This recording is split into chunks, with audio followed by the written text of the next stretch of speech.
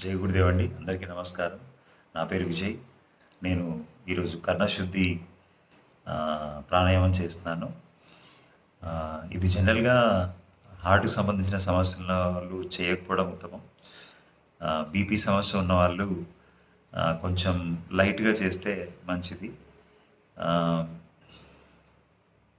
మనకి చెవుల్లో ఏదైనా సమస్యలు ఉన్నప్పుడు ఇది చాలా ఉపయోగపడుతుంది.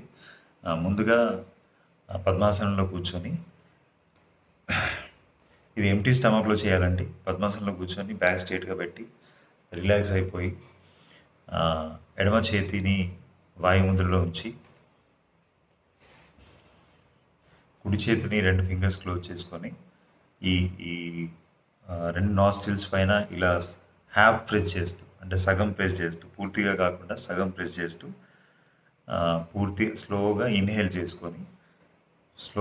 చేసుకున్న తర్వాత ఇలాగే జాలంధర్ బంద్ పొజిషన్లో ఉండి పూర్తిగా ఇన్హేల్ చేసుకున్న తర్వాత శ్వాసని హోల్డ్ చేస్తూ, అంటే ముక్కు పూర్తిగా మూసేసుకొని 2 నాస్ట్రిల్స్ని జాలంధర్ బంద్లో ఉండి లోపల ఇన్హేల్ ఎక్స్హేల్ చేసుకొని, అంటే ఇన్హేల్ ఎక్స్హేల్ చేసుకున్నప్పుడు మనకు బయటకి గాలి వదలడం కానీ తీసుకోవడం కానీ కాకుండా ఈ ముక్కు అలాగే క్లోజ్ చేసుకొని లోపడే ఇన్హేల్ ఎక్స్హేల్ చేసుకున్నప్పుడు మనకు చెవిలోంచి గాలి పోతున్నట్టుగా అనిపిస్తుంది. చాలా వేడిగా ఉంటుంది, చాలా హీట్ జనరేట్ అవుతుంది.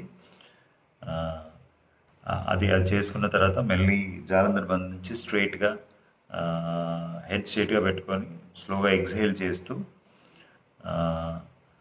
చేసి వదిలేసి, తర్వాత చేతిని బాగా రబ్ చేసి ఇలా చెవి దగ్గర ఇలా పెట్టుకోవాలి. తర్వాత చిటికెన వేలు తీసుకొని ఇంకేదైనా మిగిలింటే ఇలా తీసుకోవడం, ప్లస్ చెవిని ఇలా గట్టిగా లాక్కోవడం వలన మనకి ఇక్కడ వినికిడి సమస్యలు కానీ, ఏదైనా సౌండ్ రావడం కానీ, ఇట్లాంటి సమస్యలు ఉంటే పరిష్కారం అవుతాయి. సో ఇప్పుడు చేస్తాను.